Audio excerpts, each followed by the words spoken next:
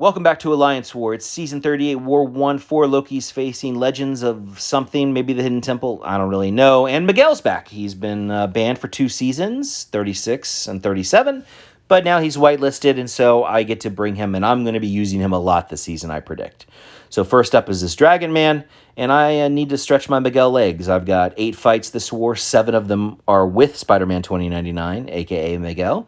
And so I just need to shake off the cobwebs, blow off the dust, loosen my muscles, get hit in the face a couple times in these first few fights just to tenderize my meat. Yeah, man, keep myself nice and juicy and tasty for all of you fine viewers out there.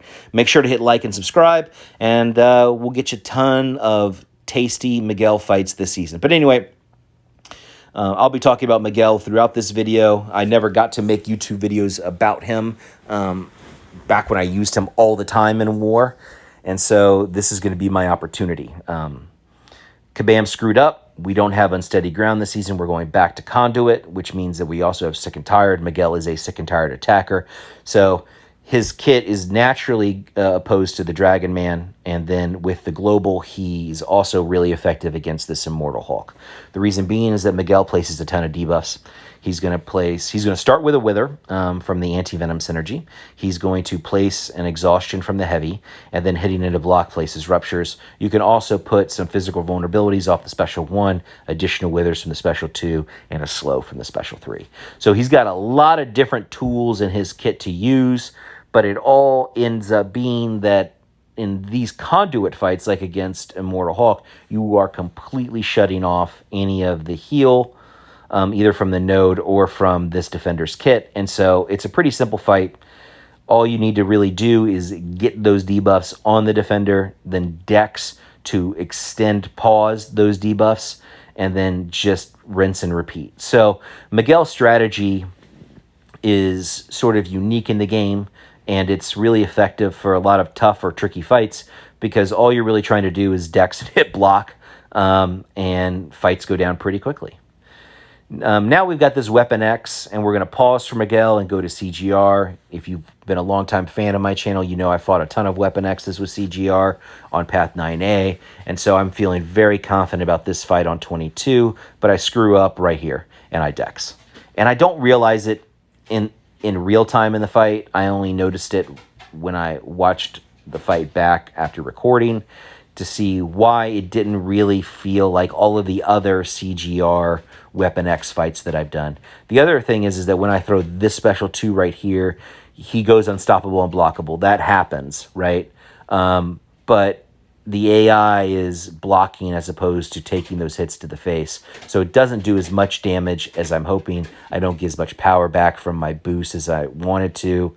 And I'm really sort of just out of sorts. Like right here, I'm taking a combo to the face.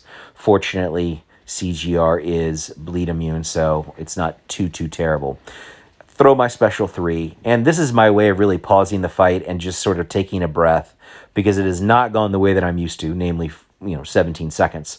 And so I just need to sort of reset myself. Of course, I come up from the Special 3, eat a combo to the face because he's unblockable and I'm silly, but I did at least get a chance to catch my breath during the animation, reset the fight, get back to what I do best, and smack this Weapon X in the face. So not my greatest effort by any stretch of the imagination, but I'm able to power through. And that's what I tell guys in 4 Loki to do all the time, is that if you're if a fight is gone awry, if it's not gone the way that you want, pause the fight, sacrifice the seconds rather than the death.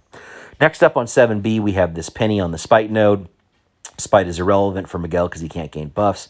And Peni is, she's not the greatest defender with Spider-Man 2099 available because Peni wants you to hit her block, and all Spider-Man 2099 wants to do is hit block anyway. So, I threw on a Power Star 1 boost. I threw on the Science, class boosts to get power back, etc., and I rinse this Peni pretty quickly. I mean, there's not really much to talk about there. It's a simple Miguel fight. Next, we have this Human Torch on 43. That's the kinetic transference node. Again, Miguel with the Wither is a hard counter to power gain effects, whether they be Dragon Man's, whether they be like on path 1A, whether it be this kinetic transference or the Mordo on Rich Get Richer and the power gain buff that he procs. It doesn't really matter. Miguel handles all of that really, really well. And so, yeah, this fight's pretty cake. The only thing I wanted to do that I failed to do was that I would bait out a special one from Human Torch, and I would try to eat this last hit of the special one here, but the game wouldn't let me do that. I'm assuming it's because I dashed back at the beginning of the special animation, so it wouldn't let me let off block, eat it to the face. The reason I wanted to do that is prevent Human Torch from gaining any smolders, which he, I couldn't, and he did. And I get like one incinerate on me right there, but not really a big deal. Next up is this Mordo on 47. Again, this is Rich Get Richer. It's got the power gain buff. Obviously, they're going to be gaining more power in theory than Miguel, but because I have the Wither debuff, I'm reversing all that power gain. This fight's over as soon as it starts.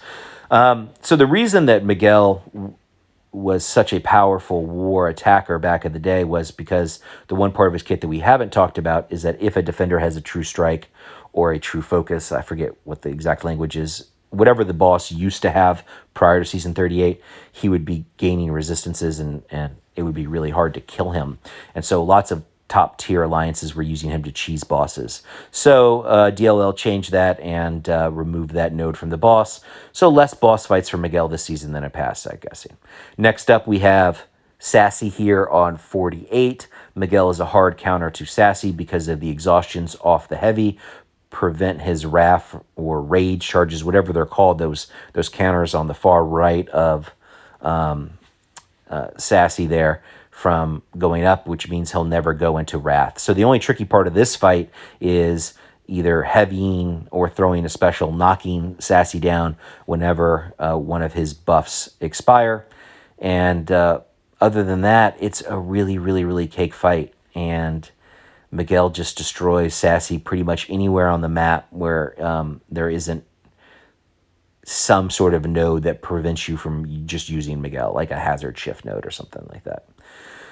So yeah, this is pretty cake, man. It feels really good to sort of get Miguel back and use him. He's fueled a lot of my most successful seasons in Alliance War, and I'm just really happy that I'm going to be able to get to use him and showcase him this season, because I never got to make those videos before. So next up, we have this Mephisto on 54, and I have a total brain fart.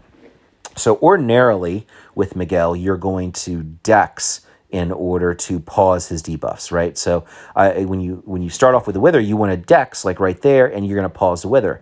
And what I didn't think, what I forgot, whatever word you want to use, is that because of the soul imprisonment from Mephisto, I can't gain buffs anyway. And since I can't gain a buff, the buff is never prevented, and therefore there's no pausing of my debuffs on Mephisto. So I lose this Wither. And in the fight, I was like, wait a minute, what's going on? What is happening here? And then I watched the fight. Actually, the first voiceover recording I did for this video, I realized exactly what was going on. And so I had to redo it so that way I can explain it to you. And so otherwise, Miguel is great for this fight as long as you realize that you're not going to have your Wither paused during that first phase of the fight. And so maybe it's better to start with a PS1 so you have another Wither ready to go. The other thing that you don't want to do is you don't want to eat a special one to the face to reapply the soul imprisonment. And spoiler alert, I'm going to do that again, and I'm going to lose my Wither again. And that's just bad play by me. Fortunately, Miguel is, see, right here, boom, there's the soul imprisonment. Miguel is really good, and he's one of the top science champions for a reason. I mean, he's right there with Red Hulk and Thing. Torch, I guess, is okay. Titania seems like she might be pretty solid. But this is one of my favorite war attack champs, and so you're going to be seeing him a bunch. I had 8 fights this war. I'm going to go 8-0. I'm also in SSX with the second account this season.